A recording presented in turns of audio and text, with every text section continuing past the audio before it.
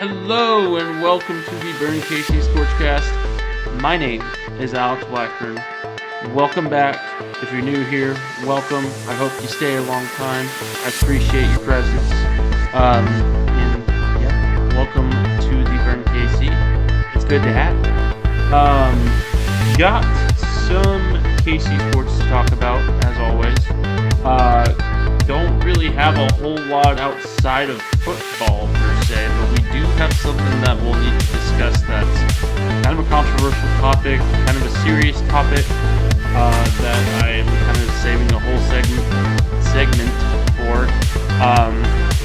It's the Arterio Morris situation. I will give kind of my 2 cents on it. It won't be too terribly long, and I won't get too much into detail as to what exactly he did. Discussing those types of things, just it's hard. It's hard, and it's controversial, and you don't want to get a whole lot of stuff wrong. So I'm kind of gonna keep it vanilla and kind of keep my talk sports related rather than league related. So just be prepared for that. It's kind of a trigger warning for you guys because it is kind of a sensitive topic. So just be aware. But we also have some college football to talk about. Got some Kansas City Chiefs stuff to talk about. They had an ugly win today, but a win is a win nonetheless. And then we also have a few things to mention regarding Kansas City soccer news, Blues news, and any little smidgen of Royals stuff. So strap in, sit tight. Thanks for joining me. Let's get this started.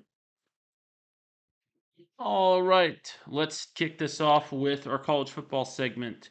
The local matchup of the week, Kansas State versus Missouri in Columbia. Uh, what a game, first and foremost. Just, it wasn't the best football in the whole wide world, but it was a tight game the whole way. You never really knew who was going to win it until the kick went through the uprights for Missouri. A 61-yarder by, I believe his name is Mevis. I believe that's how you pronounce it. To kick Missouri into the win column um, over a ranked team. It is their biggest win in quite a while, honestly. Especially over a ranked team. So they stormed the field, which you know, let the kids have fun. I think it was necessary. It's an it's an old conference rival, and it's a ranked opponent. So, and just judging on how Missouri's schedule looks the rest of the way, it may be one of the only times they're going to be able to do that. Let's kind of look at what Missouri has coming next for them. Um, don't get me wrong, Missouri looked all right and had some good plays. But they're going to need more than that to beat the likes of LSU, Georgia, Tennessee, Florida, and Arkansas as well up there. But their next couple games shouldn't be too bad. They've got Memphis coming up. They've got Vanderbilt. They're going on the road to Vandy. Vandy lost to UNLV, so I don't think they should be much of a problem for Missouri. That being said, you did see some struggles against Middle Tennessee State. You did see some struggles against Kansas State. So I think Eli Drinkwitz may have found his quarterback in Brady Cook. Maybe. He still looked really inconsistent, and I don't think he deserves the boos from the Mizzou fans.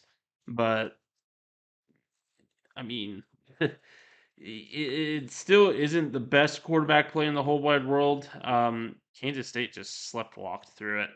I mean, they looked sluggish, they looked unmotivated, um, and just overall, Kansas State just had a rough game. So I think that was more Kansas State losing this football game rather than Missouri winning the football game.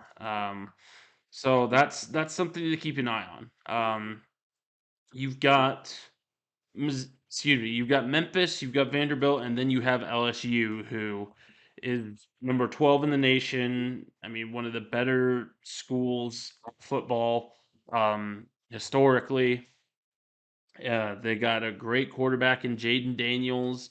They've got a great receivers, decent defense, not the best in the whole wide world. They did allow 45 against Florida State.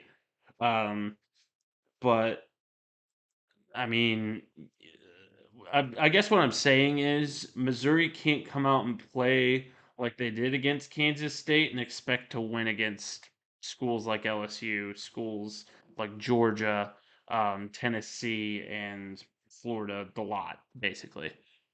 Um, do I think they still have a chance to be bowl eligible? Absolutely. I think they have plenty of shots here, especially if they can end up going 5-0 and be sitting pretty for a bowl spot with easily winnable games against the likes of Kentucky, Arkansas, and South Carolina. Um, those are easily winnable games if you play your best ball if you're Missouri, and I can see it happening. But you know, if they come out like they did against Middle Tennessee State, like they did against Kansas State, eh, I mean, plain and simple, they're not going to win those games. Eli Drinkwitz is not going to save his job, in my opinion, save his job. And overall, this Kansas State one's not going to mean anything unless they can learn from it and build from it and have some confidence from it. As for Kansas State, it's a bad loss. Um, again, looked like you guys were going to walk all over them. I think that's what Kansas State really expected, was to just go in there and just stomp Missouri. But Missouri didn't take it lying down, and Kansas State made a lot of mistakes. Will Howard did not have his best ball game. I saw a stat out there, I believe it was from Bleacher Report, um, that noted Will Howard's completion percentage, or his target percentage, I should say, not completion, targeting percentage, was better for Missouri's defensive backs at 62% versus his own receivers at 59%. That's not good. You got to get the ball on target. You got to get the ball to where it's catchable for your receivers. And Will Howard didn't really do that.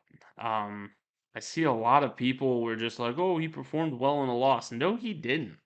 I mean, he was hobbled throughout the entire time, and that's a big reason why his throws weren't all that great, is because yeah, he was hobbled. But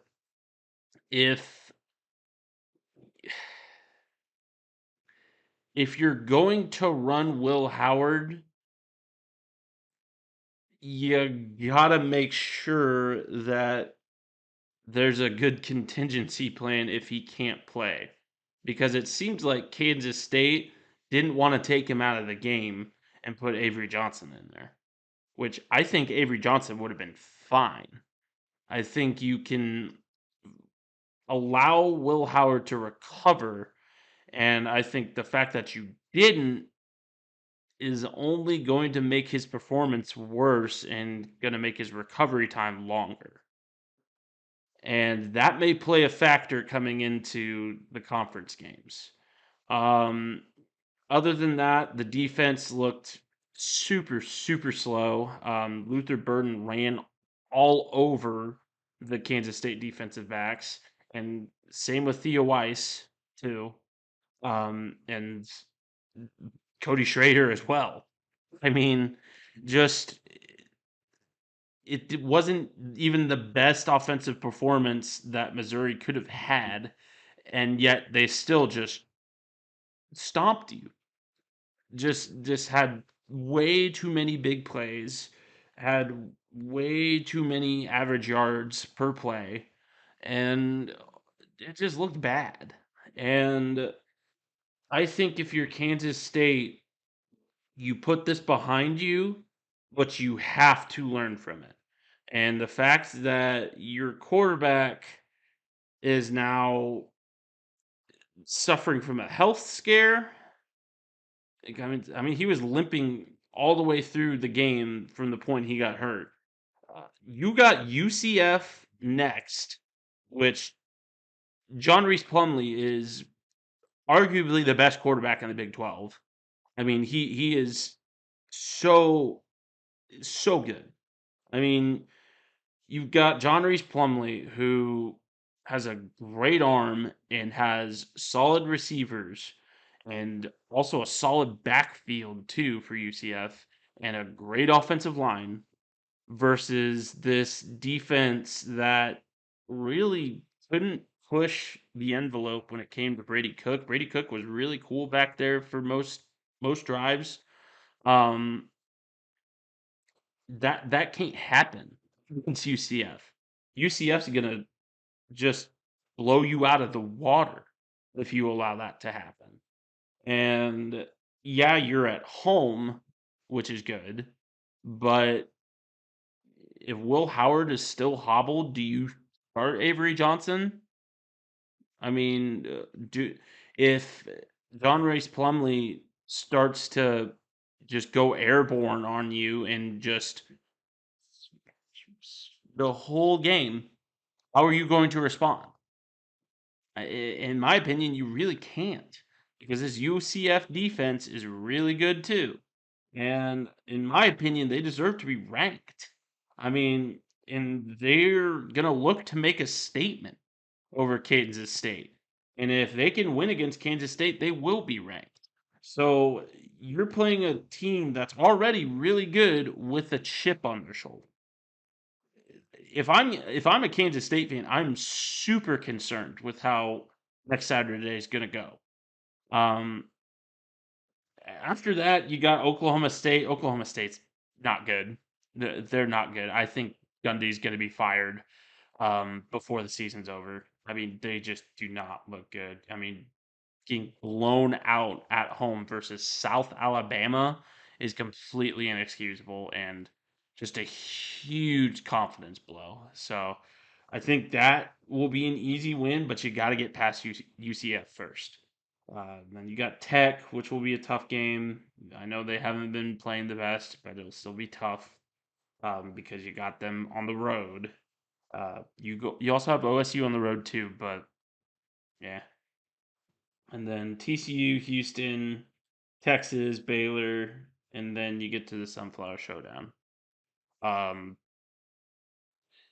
Kansas's offense is incredibly fast. And if that defense shows that it's still sluggish come November 18th, Kansas might torch this secondary. I mean, Jalen Daniels didn't have his best game, and he still went 21 of like 27 or 29. I can't remember. He still had a decent game, but for Jalen Daniels, he didn't have his best game in the whole wide world. There's still some decision making processes that he has to go through. But when you're getting to late season Jalen Daniels, and even if it's not Jalen Daniels, even if it's Jason Beans has better decision making skills than he did last year as well. So I am concerned for Kansas State because this is a huge blow to their confidence, and how they respond matters a ton. So that's all I'm going to say about Kansas State. As for Kansas, just a complete lack of effort and completely complacent against a team that you should have beaten by 4 possessions or more. I mean, it was a win, and a win's a win, but you would have liked to have seen more effort. You would have liked to have seen better decision making. You would have liked to have seen just less chunk plays, and way more awareness. Because when you have five, kind of five forced fumbles and zero recoveries, that's a huge problem. That's not gonna fly. I mean, you gave Nevada as many chances as possible to make that a game. That can't happen against BYU. That can't happen against teams that are in the Big 12 that will give you a run for your money, like Kansas State, like Oklahoma, like Texas, like BYU, like UCF. So let's look at Kansas's. Let's look at Kansas here. They got BYU next. It's their conference home opener. You got to come in with a chip on your shoulder and recognize that Saturday's performance was disgusting. It was a win, but it was so ugly. And you're going to need to recover from that. You're 8.5-point favorites over BYU right now. I think that's a little high, just judging on how that game against Nevada went. I mean, you have to improve, and you have to improve quickly. And do I think Lance Leipold can get this unit into shape? Absolutely. Do I think Jalen Daniels can have a good recovery game here? Absolutely. But you got to remember, Nevada lost 33-6 to Idaho, and them giving you a scare looks really, really bad. So forgive me if I'm a little bit skeptic about Kansas. Then you got Texas on the road at Texas. That's terrifying. I know the history between Texas and Kansas. And yeah, you had a couple fluke wins, but this is a team that beat Alabama. And yeah, I know Alabama's not at their best this year, but they destroyed Alabama. And then you got UCF after that, which UCF's pretty good. And then you got Oklahoma State, a game that you should win and win easy. I said that about the Nevada game, but this is a conference game, so please show some effort. And then you got Oklahoma, and then the back half of the schedule is fairly easy, sans Kansas State. You got Texas Tech, you got Iowa State, and you got Cincinnati, other than Kansas State. So, um, I mean, it's tough. It's tough to see how Kansas will do because if you play like you played against Illinois, you should be just fine for the rest of the season. If you played like you played against Nevada or the first half against Missouri State, there's potential for some major blowouts there. I mean, the effort has to be there. The decision making has to be there. You can't play around and mess around and find out, you know? Um, Elite teams, and that's what Kansas is trying to be, is an elite team, have to prevail under pressure. They have to prove that they are an elite team. If you can go out and win big against BYU, you can prove you're an elite team. But as of right now, I don't see why Kansas would be ranked. A lot of people are saying, why isn't Kansas ranked? Performance against Nevada explains a ton. So, yeah, that's all I'll have to say about that. Devin Neal had a great game. There were some bright spots. Devin Neal had a great game. The pressure looked really good defensively. Secondary looked kind of rough, but they recovered. Quentin Skinner looked phenomenal, and Just there were some bright spots, but it was still an ugly win, and it's still a win that you have to recover from and play better when next week rolls around. So that's it for the college football segment. Thanks. Okay. So we've got some Chiefs news to talk about. Chiefs played the wow, I've already forgotten who they played. um, they oh my gosh, who did they play? The Jaguars. Jeez, how did I forget that? I my brain is just not working at 100% today, and I apologize. But yeah, they played the Jaguars in Jacksonville, and it was not the prettiest win in the whole wide world, but again, a win is a win. And there were some bright spots that we can talk about. But let's talk about the bad first. The wide receivers are still a problem. Patrick Mahomes can't find a go-to target. Even with Travis Kelsey back, there's still no evidence of a go-to target. Travis Kelsey looks sluggish today, and I know he's coming off of injury and everything like that. But he looks sluggish today. He didn't look like himself. And he's got to be able to recover from that if the Chiefs are to do well this year.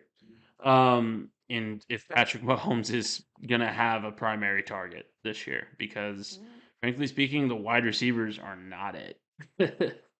Kadarius Toney looked better marginally. He had some good plays. And but just overall, I mean, that wide receiver group is young, they're inexperienced, and they showed it today. MVS had some pretty bad plays. He had a couple of decent ones. Sky Moore looked pretty good. I commend him for his performance today. It looked awesome. Um, but I mean, that wide receiver group is still a problem. And they're not giving Patrick Mahomes anybody to really throw to. There's no deep threat whatsoever. Justin Watson is far too inconsistent. So that puts a thorn in the side of Patrick Mahomes. Um, and then the penalties. Oh my gosh, the penalties. Um, Dewan Taylor needs to learn how to line up on the football and learn how to block on the football. I mean, plain and simple. If the NFL is not going to allow that, even if it's just for the Chiefs, it's rigged. Lane Johnson does it all the time. Insert offensive lineman here does it all the time. If you are not able to block properly coming out of just the standard stance, the standard, 3-point stance on the line. If you have to get that edge every single time that jump the snap, basically, plain and simple, you shouldn't belong in the NFL. I mean, you're the holding penalties were terrible. I mean, yeah, they were kind of ticky tack, but a holding penalty is a holding penalty. And no one is going to feel sorry for you. That's why you got pulled. That's why Jawan Taylor got pulled. Was because he just wasn't cutting it. And Andy Reid got frustrated with them. And I fully understand. I see a lot of people saying, like, why did Andy Reid pull Jawan Taylor? Those holding calls were BS or whatever. There were still penalties, and there were still stupid penalties too, because you put yourselves in a position to where you make it almost impossible, even for Patrick Mahomes, to get you into good position on the field. And and then Donovan Smith being Donovan Smith too. I mean, the tackle play has been pitiful. I mean, it has. It's been pitiful. There's way too much pressure off the edges, even when Jawan Taylor gets out of his stance properly, I guess. Um, and it's really the interior linemen that are playing well, and they're not even playing all that great. I mean, this offensive line does not look like the best offensive line in the AFC, like they were presumed to be.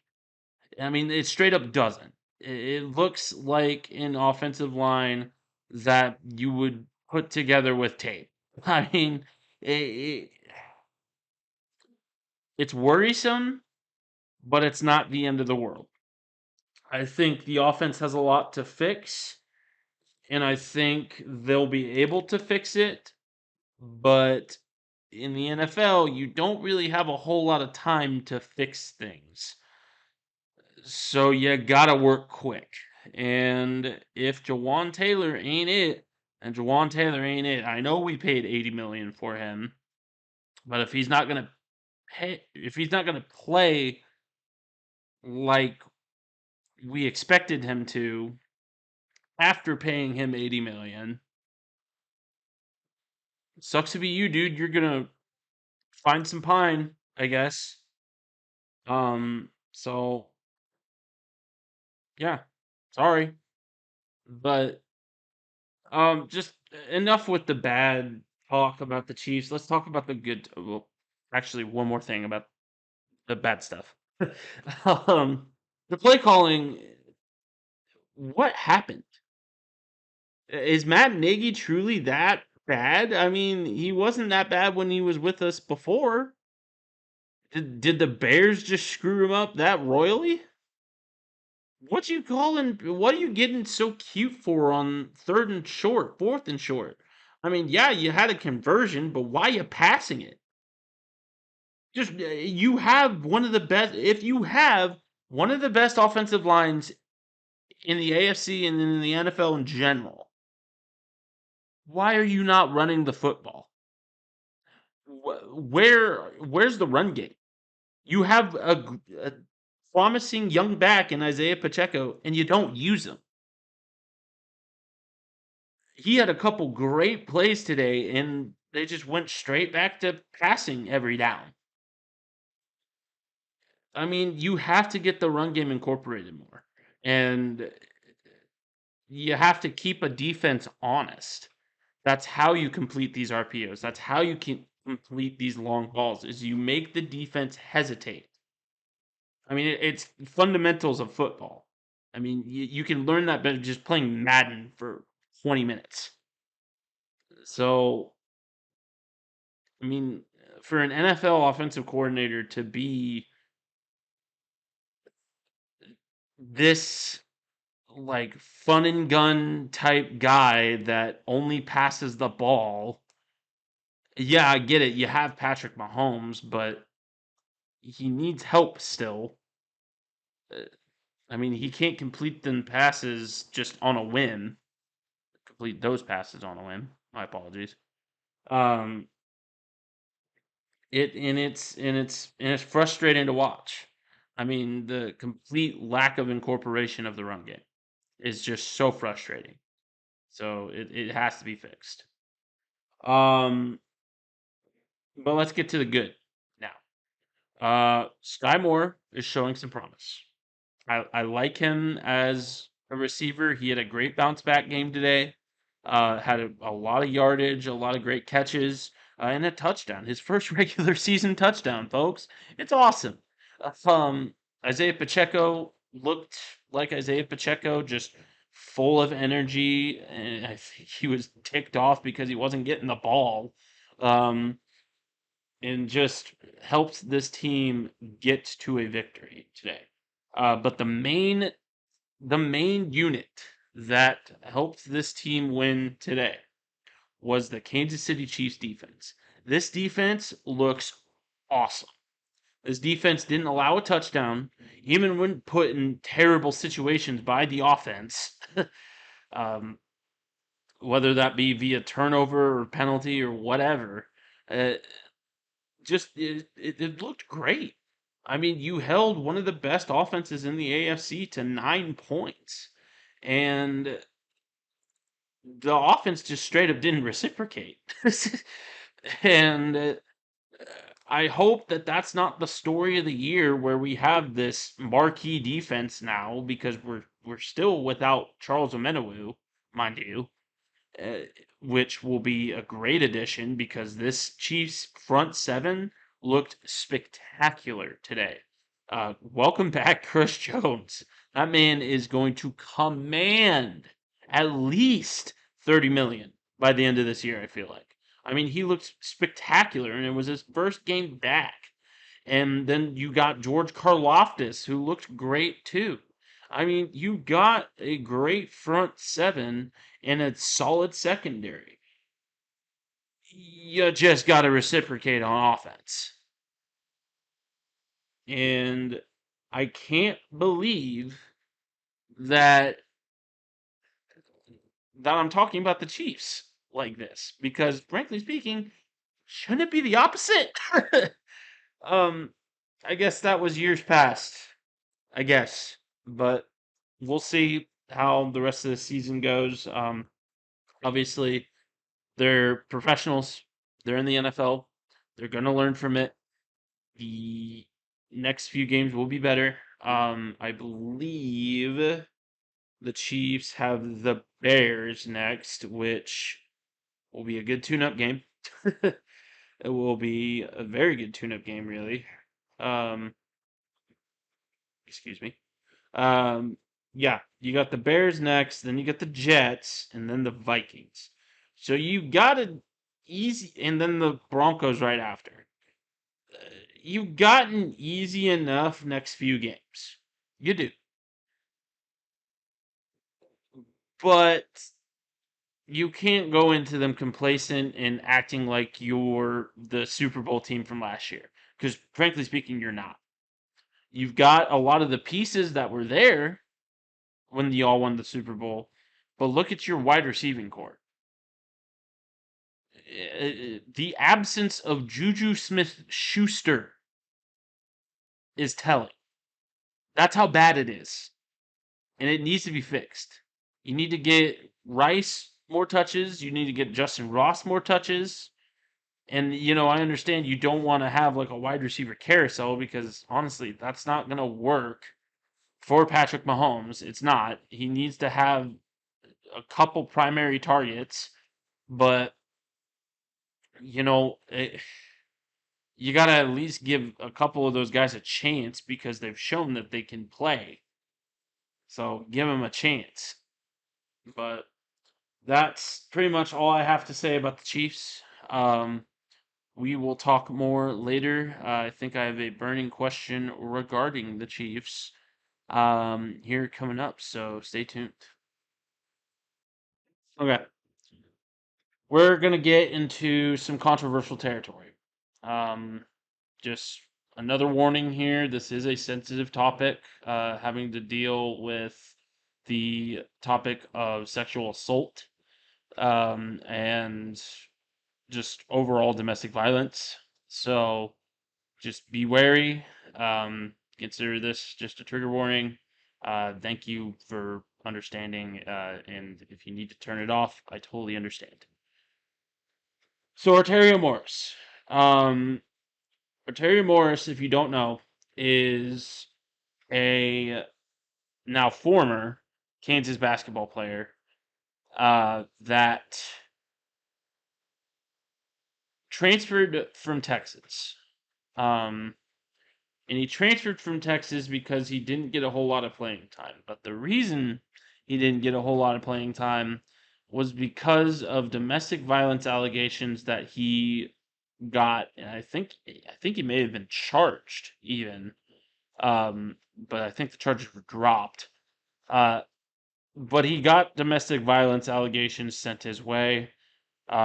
I don't know the full details. I know that it had something to do with his then girlfriend, and they were pretty egregious from what I heard. Um, just details of pretty severe violence inflicted on her. Um, and overall, just it wasn't a good look. But the charges were dropped, and Kansas ended up picking him up in the transfer portal. He looked good for those exhibition games. He looked solid. But what matters right now is not his play on the court, it's his actions off the court.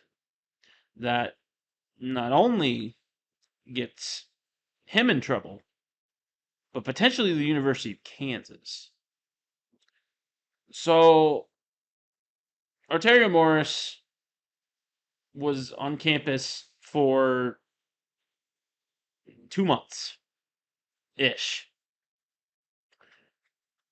Those in those 2 months, he caught a rape accusation.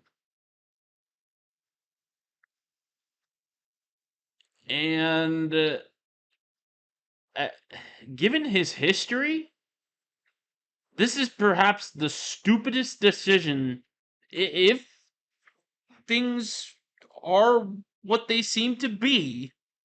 And even so, like getting involved with topics such as that and being on the wrong side of that, whether it's truthful or not, is an incredibly bad look.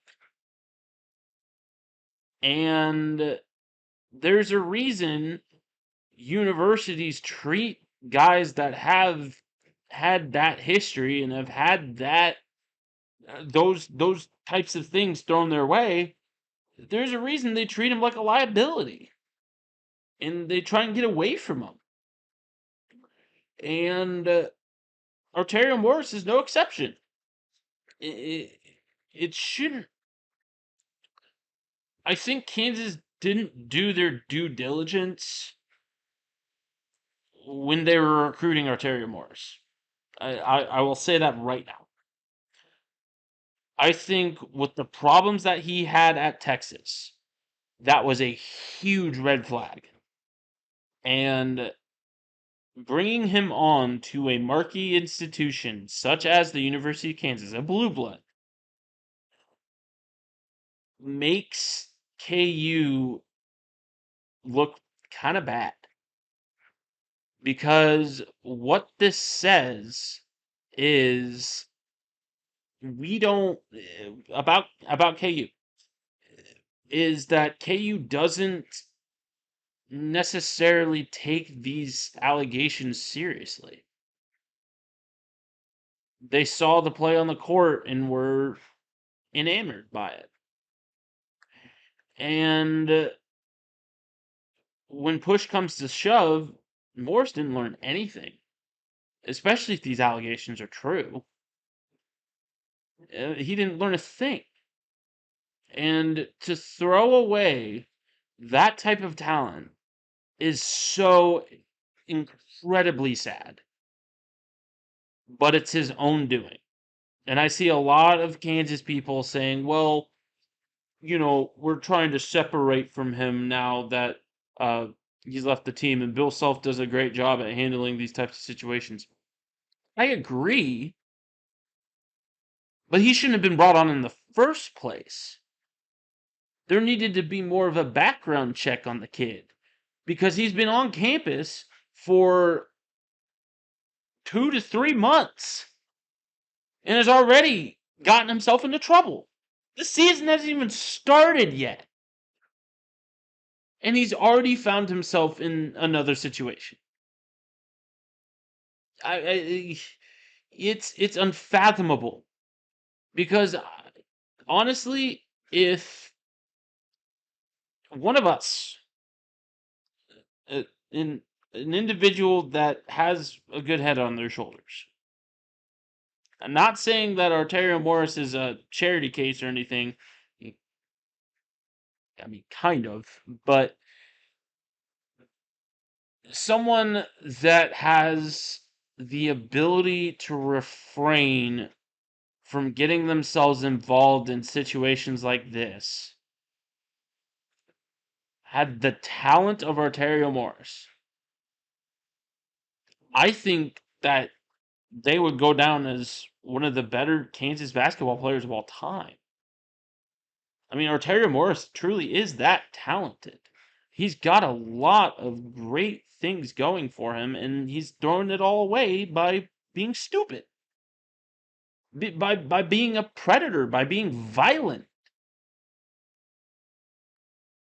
by not being able to control his emotions.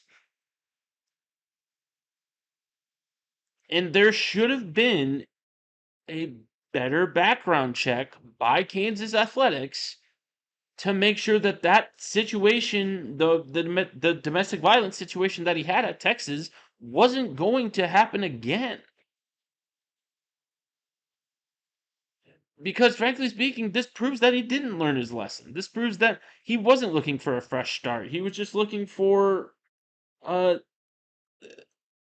a he was just looking for another organization to bring him in, basically. Because Texas was done with him. And when Texas is done with you, we all know Texas's history. When Texas is done with you, that's another huge red flag. Because Texas has a history of not exactly having the most upstanding individuals in their athletic department. I mean, I'm just going to be frank here. They've had problems in years past with situations regarding these, and now Arterio Morris is Kansas's problem, and it's a problem that they need to get away from, but they also need to take accountability and understand that we screwed up by not giving this guy a proper background check and by making sure that he wasn't going to screw up again. Because now it looks bad on KU. And Kansas basketball will survive. They'll still have a good season. I mean, they still have a preseason number 1 level roster with or without Arterio Morris. But that gives you all the reason more to take accountability and to take this one on the chin and then move away from it. But you have to take accountability. I hope that we see a statement soon. Because frankly speaking, we haven't yet, and it's a bit concerning. So, I mean, we've seen that he's been kicked off the team, but that's about it. I mean, I don't know. With whether or not the allegations are true or not, I think Kansas just needs to be done with Arterio Morris. He squandered his second chance, and he should not get a third. So that's just my 2 cents on it. Okay, we're gonna get into some less substantial news, and much less controversial news now with a few minor things. The Kansas City Current and Sporting KC all came home with wins today or yesterday. Current beat, I forget who they beat. I believe it was Houston. Let's have a look. They beat San Diego. My apologies. They beat San Diego 2-1 at home last night. Very solid game from the Current there. They're actually away at San Diego. My apologies. Scores from Dabina in Hamilton. So a good win. I don't think it gives them any leverage in regards to making the playoffs. I think that's a ship that sailed. But it's still a good win. You take what you can get at this point if you're the Current. As for the Sporting Kansas City, or excuse me, as for Sporting Kansas City, they won 1-0 over Minnesota. That's a big win. It's not necessarily. Oh, wait. Hold on, folks. Wait a minute. Sporting Kansas City's in the playoffs right now. Oh baby. They advanced to the playoffs. I didn't notice that. Are you serious? No way. They're they didn't advance yet though, did they? Oh, they're currently ninth in the standings, which is the final playoff spot. So something must have happened. The bottom of the Western Conference in the MLS is kind of a you know what show right now, and it's kind of tough to keep up with. But Kinda was the guy that came up with the lone score. Great defensive performance from Sporting Kansas City. Overall, I hope that means they've advanced because if so, that's big news, folks. That's really big news. But I just checked Fox Sports and it said advanced to playoff, and I was just like, really? I I don't know if that's confirmed yet. I haven't heard anything regarding that. I will confirm that after this. Because right now I can't. Um sorry, excuse me. Um but unfortunately the Kansas City Blues did take a loss yesterday at Chicago. They lost, I believe, 30-17. Um, had some quality minutes in the first half. They kept it close throughout the first half. It was 25-17 at the first. And unfortunately, it just couldn't come away, or at the end of the first half. And unfortunately, just really couldn't come away with that win there. They had a great effort against a very, very good Chicago Lions team. But just couldn't come back with it. It had a great roster, but it was missing a couple try scorers, Greg Fry, and a few others. Uh, that a few others of note. So unfortunately, just couldn't get it done.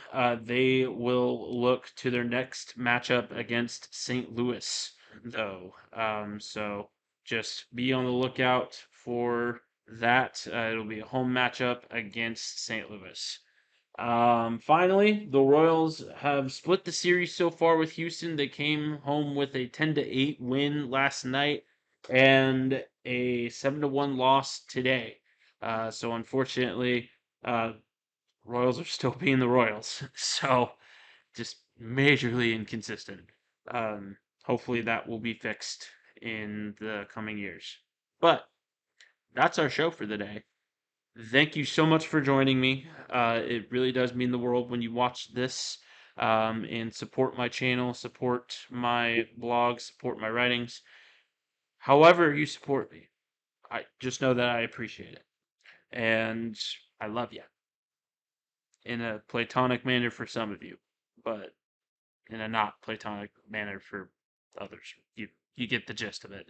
Um, have a great night. This has been the Burn KC ScorchCast signing off, and I will see you next Sunday.